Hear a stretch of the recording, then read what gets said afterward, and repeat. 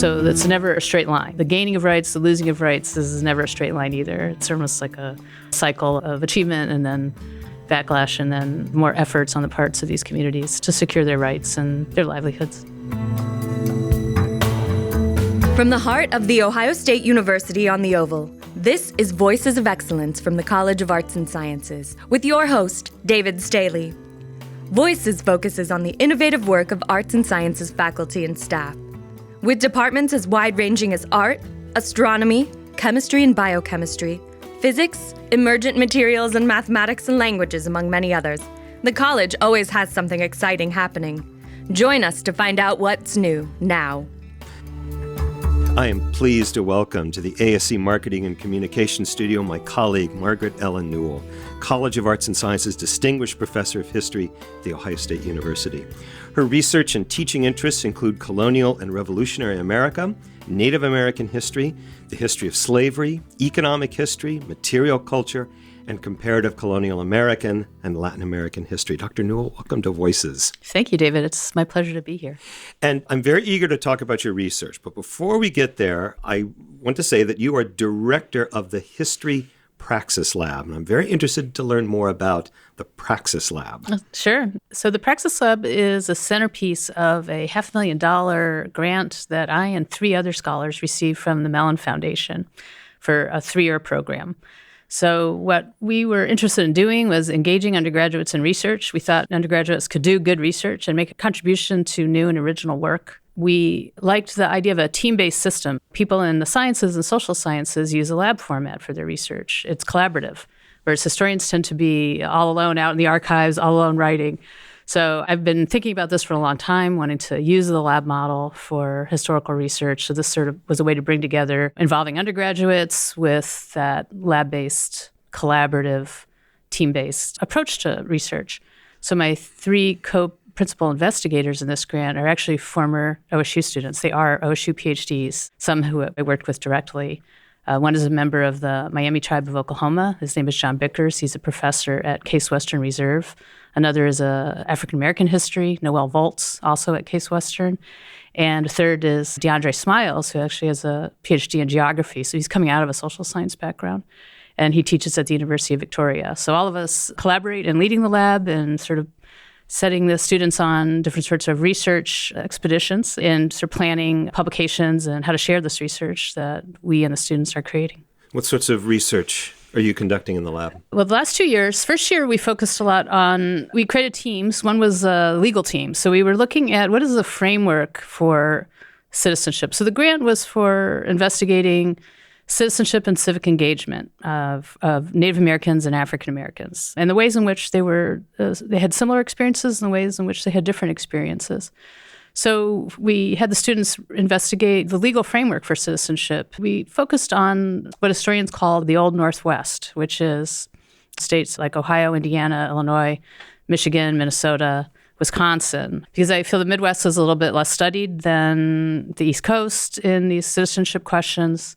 It's nearby, or we could take students to archives, more easily access materials. So we looked at what was the framework for citizenship? Who decided who could become a citizen? What were the criteria for citizenship? Same with voting. But we also ended up finding out quite a bit about the kind of demography of these places and how it changed over time. So I think when people think of the Great Migration of African Americans to the North, they often think of the 20th century. Yeah. But in fact, there's a great migration that follows the American Revolution out of the South, but also out of the East, as both freedom seekers, enslaved people escaping slavery, but free people of color. Many of the southern states passed laws actually saying that once people had gained their freedom, they had to leave the state.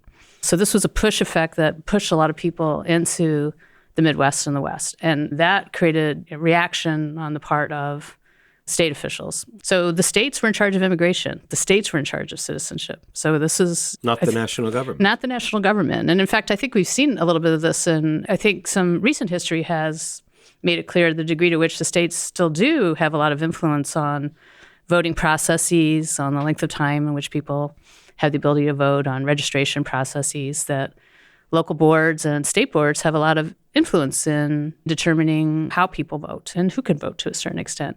So this was a big finding or big realization on our part is the degree to which the states were really in charge of determining citizenship and really kind of running immigration policy to a certain extent.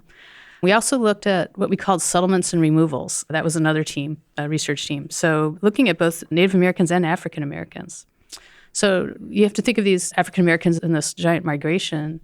They're settlers. They are pioneers. They are, buying land, establishing farms, homesteads, and towns, creating institutions, schools, other sorts of aspects of civil life.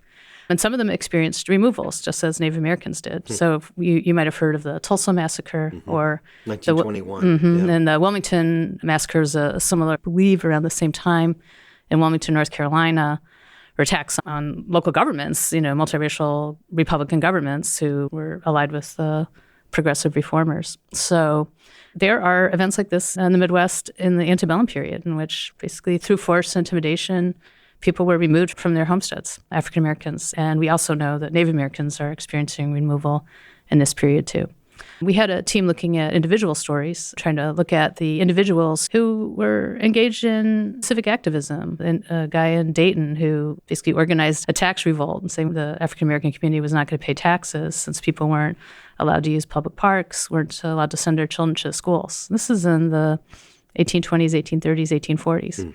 So women were often the ones who created schools, as African Americans and sometimes Native Americans were excluded from public schools in Ohio. The communities took action to create their own educational institutions, and it was often women who were creating these schools. But schools themselves sometimes became targets of violence. So there are violent attacks on African American schools across the Midwest in the antebellum period and the postbellum period. So this summer, we focused more on those settlements, and we actually had the opportunity to do some field work and visit descendants of some of these settlement communities in Ohio and on the Indiana border. So both in Southeast Ohio and Northwest Ohio, we met with descendants of these Black pioneers, talked about what their archive, their knowledge, the materials that they have kind of carefully saved. One of these individuals in Southeast Ohio, people are still living in this settlement that was founded in 1830. He has a museum and maintains materials. Yeah, it was very interesting. In Northwest Ohio, people traveled from as far as Georgia to meet the Praxis Lab students and show them 1820s homesteads, show them records, tell stories. Mayors were coming out to meet the Praxis Lab. These were like giant community events in some ways where people were really wanting this history told and recognized and so on. That was an important part of this summer. And I think the Native American side of this has also been very interesting. I think if people think about this question at all, they think there's a law in 1924 that gives Native American citizenship. And until then, they weren't citizens. And after that, they were citizens. But it turns out it's much more complicated than that. As it usually is. That's right. Some Native Americans actually, because the states were the givers of citizenship or the grantors of citizenship, that we find Native Americans who did become citizens before the Civil War and after the Civil War. And sometimes it was a conscious strategy on the part of tribal nations who are all sort of thinking about how can they preserve their land, how can they preserve their sovereignty and preserve themselves as an entity.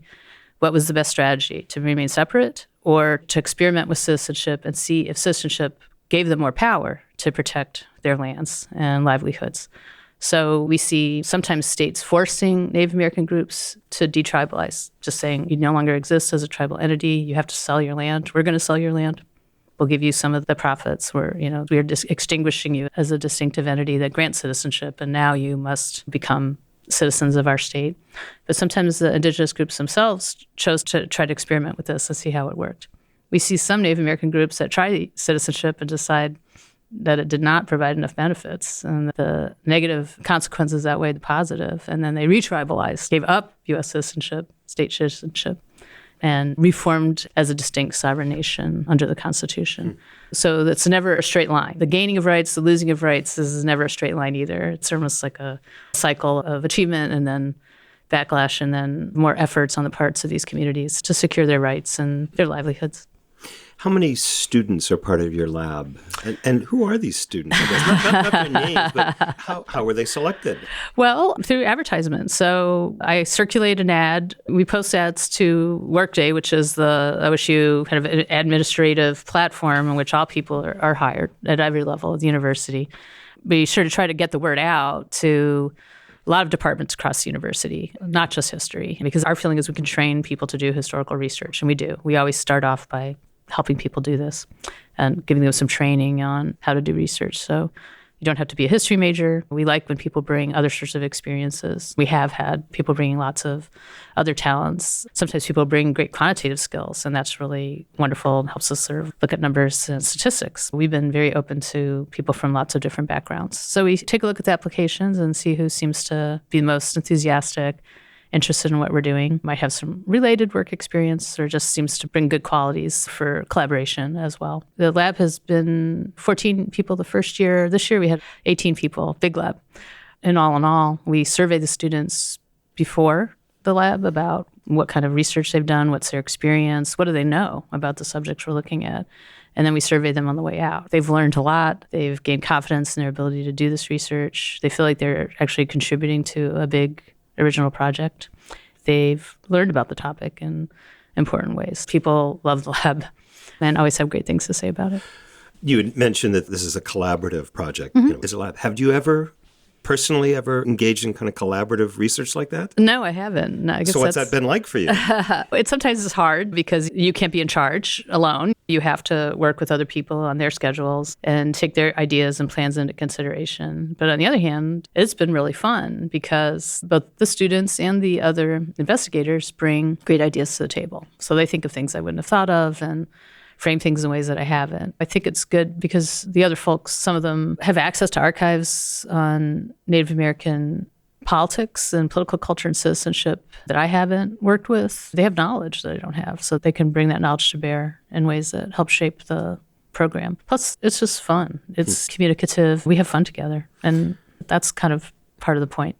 Do you see this style of scholarship becoming more influential in history? You had mentioned that historians tend to work alone in a dusty archive. Could you see this as maybe the principal way that historical work gets accomplished? Oh, that's interesting. There's some famous collaborations in history that produce very successful scholarship. Part of the problem may be that the reward structures within the profession really reward individual work, which is, again, not how it works in the rest of the social sciences. We're a bit of a book discipline, and books take a long time. And maybe that's part of the issue, too, that it may be a little bit harder to write a collaborative book, but not impossible. I'd like to think that we're providing an example of this kind of successful work and that collaboration can produce good scholarship and gratifying scholarship. I feel like this project is helping my younger colleagues professionally.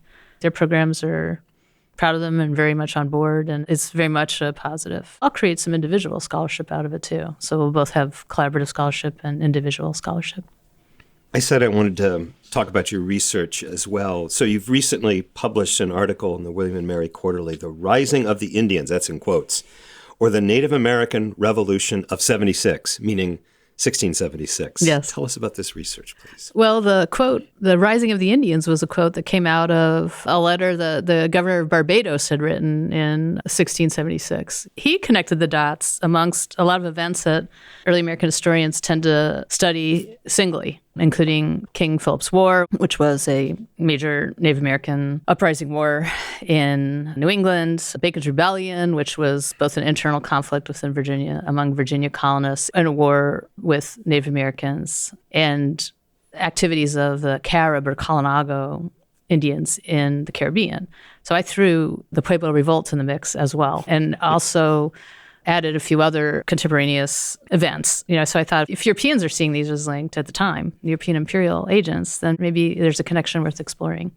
So I ended up arguing that there were connections amongst all of these events, and that, when what was really a sort of uprising across the Western Hemisphere 100 years before the American Revolution, and that we needed to view it as an uprising and as people who were trying to change the course of history and a giant pushback against colonization. They all shared some causes, they shared some effects, and they interacted with one another. That Native Americans, in fact, did know what was going on with these other uprisings, and that these other uprisings influenced the process of an uprising in one area, didn't influence the process of uprising in another area. How would they know? How was that information spread? Native American communication networks turned out to be fantastic. Native Americans traveled over incredible distances, on land. Like we know the European empires were traveling incredible distances, but generally over water. They had global reach, and many of the colonists were themselves just incredibly cosmopolitan. But Native Americans also traveled just tremendous distances. So news traveled from New Mexico to the southeast. There were already networks of communication in place, networks of trade, networks of alliance, and these carried that news. And they also heard news and got news from Europeans. So Europeans shared news with Native Americans, who then shared news with other Native Americans. So these communications networks have become a target of study, and people have looked at them and have found just how profound, how quickly news, made it across North America. One of the things that you write in this article is historians and the general public are often guilty of assuming that displacement and removal of Native Americans was inevitable, and that it happened in the distant past. It wasn't inevitable, simple, or complete at any time in American history. Could you say a little more about that, and especially about inevitability in history? Right. Well, I think, historians are just as guilty as anyone else of committing this historical fallacy, what we call teleology, which is, okay, the outcome in the present. So you go back in the past and just cherry pick bits of evidence that lead to that outcome. But people at the time of these events did not know what the outcome was going to be. The outcome was far from certain. They have limited information. So, at any given time in colonial and then U.S. history, the people who are involved in relationships with Native Americans, whether it be alliance or warfare, are not always sure how things are going to turn out. They don't view first European and then American dominance of North America as a given. I'd include this up until the late 19th, early 20th century in the West. The individual commanders of forts are really not sure how this is all going to work out. And they may foresee a future in which they're at a kind of stasis with Native Americans, and that the Native Americans still continue to control large swaths of land. So I think what I was trying to say is we also need to take seriously these events in which people are trying to change history, which I think Native Americans were trying to do, and not just assume, oh my gosh, they're going to fail, or they did fail. Well, therefore we shouldn't. It's hardly worth studying because it failed. Right. But I think we need to. They didn't know they were going to fail, and Europeans didn't know they were going to fail. The Europeans are pretty worried about them. They're worried they're going to get pushed in the ocean. They're taking this seriously. So to take seriously how people were experiencing these events at the time, and that then also tells us that things could have turned out more than one way. That there were multiple ways this all could have gone. And in fact, there were often different sorts of experiments in relations with Native Americans that did not involve, removal and displacement. The Ohio delegation to Congress voted against Indian removal. So that's interesting. They saw a future in which they were still a Wyandot living in Ohio. Do you do counterfactuals as part of this, or do you at least gesture to counterfactuals? Not so much counterfactual, but I did do a dive into complex adaptive systems, which is, some might call it chaos theory, or it is a social science model. The historians hated it, actually. I really had to struggle. I had to hide it a little bit in this article, or it just wasn't going to get through. But so one of the things I found happening in these events, these wars and uprisings, is that there were sort of live and volatile events, so that there's kind of a cascade effects of migration of one group into the area could just set off a lot of unexpected conflict or scare people, and that leads to them to attack other Native American groups, and that leads to a wider war. The slavery and the slave trade, I found that some groups who had been taken captive by the Haudenosaunee, the Iroquois, or by Catholic Iroquoian towns that also took captives and were made to come, were Susquehannock people, were sort of forced to go live in these towns. But they ended up kind of coming back to their homelands, fighting the English as part of this larger Iroquoian confederacy. So that in fact, that these practices of slavery and captivity sometimes allowed these communities to go back and settle old scores. And that some groups that, started out as having their homelands obliterated, ended up returning to them and restarting again there at the end of all these conflicts in very unexpected ways. So that cause becomes an effect, becomes a cause, becomes an effect is sort of the ripple starts and ripples in ways that many of the participants don't expect. So that's what I found in these uprisings, that they were, unpredictable processes that took on their own life. I could see you, you are very interested in these framings. Yes. and systems. Very much so. I'm interested in your book, Brethren by Nature, New England Indians, Colonists, and the Origins of American Slavery. This is an award-winning book, I should point out. What was the argument in this book? Well, my argument was that there was extensive enslavement of Native Americans in New England. So this was a story about slavery in the North, not the South, and the Native Americans were the principals, not African Americans. So I kind of stumbled across this in doing research on my first book on economic history, on the kind of economic causes of the American Revolution. And I had found treasurer's accounts for Massachusetts during King Philip's War. It's one of those revolutions of 1676. And the colony of Massachusetts was auctioning off Native American captives. And I was like, I didn't know about this. I wasn't teaching this in my classes. I talked to Mary Beth Norton, a great historian who had written one of the core textbooks that I was using to teach early American history. And she was really interested. And she's like, there are 2 lines about this in her book, like that basically Native Americans didn't make good slaves, so that the English didn't engage in Indian slavery. Those were the lines. So now we know, I'm not the only scholar working on this, so now we have a much more complete picture. Now we know the enslavement of Native Americans was quite extensive, that they were the majority of all people enslaved in the Americas before 1700, and that even in a place like New England, they remained the majority enslaved population until about 1720. But I also looked at the ways that the system created around the enslavement of Native Americans then affected the system in which Africans entered. So in New England, I think because Native Americans were the first core population and because the colonists had such complex ideas about Native Americans, and some Native Americans remained free and independent and had their own nations. Some were allies.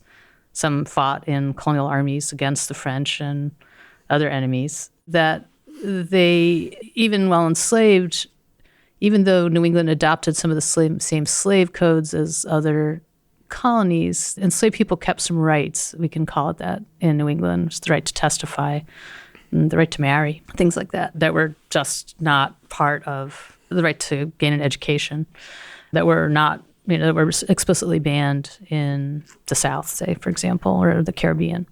So a different sort of slave regime came out of the fact that Native Americans were the first group targeted. And I also looked at the ways in which Native Americans and African Americans intermarried, and the kind of the creation of a more complicated racial demography in New England, and that affected the efforts of tribal nations in the present to gain federal recognition. So many initially had their applications rejected in the 70s and 80s because they looked to African American. There are now several federally recognized groups that are in fact the descendants of these same folks that experienced enslavement in the 17th century, that have remained in New England and have managed to regain their sovereign position. So, I think it told me that slavery is just a kind of an endemic thing. Part of the Praxis Lab findings were also the ways in which the Northwest Ordinance of 1783 banned slavery in the North. Well, theoretically, above the Ohio River. But what we're coming to find is there's still extensive slavery and enslavement going on, and enslaved people being brought into this region. This is the foundation of the Dred Scott case. And explicitly kind of permitted in law, or certainly permitted in practice. The U.S. Army officers, engaging in having enslaved workers and so on. A lot of the forts in the West that are dealing with Native American relations. So, I think what we see is that no matter what systems or backgrounds people come to these colonial situations, they adopt slavery as a labor system. So that's interesting and important. And the first law of slavery in the English colonies was actually created in Massachusetts, which might surprise people. When did you realize you were going to be an historian? A little girl, college? I think in college I realized that one could be an academic, which I don't think it had occurred to me. I mean, I certainly loved history. We always visited a lot of historic sites. I read a lot of historical fiction and really liked it. So I thought I would like to be a writer. But in college, I sort of looked around and saw that there were these people that got to live here all the time and work in this wonderful place. And I loved the idea of doing that. And then in college, I encountered history, which I hadn't really planned to major in. But I took one course and just realized that this was for me. So I think it was college where I really began to understand what it was that history professors did. And the combination of research and writing and teaching was very appealing. So I love that OSU gives me the support to be an author and to take on these projects that take a long time to research. It is an investment of many years to find the evidence to make a case for things like indigenous enslavement. But, that's the kind of support you get at a place like Ohio State to do this while still teaching and interacting with students, and, which is a really wonderful part of the job. So, tell us what's next for your research. Well, we're planning to various ways of communicating the research from the Mellon project, from the History Praxis Lab. So this includes at least 2 graphic novels, which we're sort of learning about. Really? We're right now studying what we need to do to. Are you going to be the illustrator? No, I think we're gonna have to hire a professional illustrator, but it means storyboarding rather than conceptualizing it almost like a film. Explaining why things change from one panel to the next and so on. It's a very different kind of writing and storytelling. So that's kind of exciting. We are guest editing a special issue of the journal Ethnohistory on connecting African American and Native American citizenship. And I personally would like to write a kind of a big book about citizenship and just sort of try to pull together all these things that we found and write a book that's accessible to a popular audience that may tell people some stories they don't know about citizenship in 19th century America. Margaret Ellen Newell, thank you. Thank you, David. Voices of Excellence is produced and recorded at The Ohio State University College of Arts and Sciences Marketing and Communications Studio. More information about the podcast and our guests can be found at go.osu.edu/voices. Voices of Excellence is produced by Doug Dangler. I'm Jen Farmer.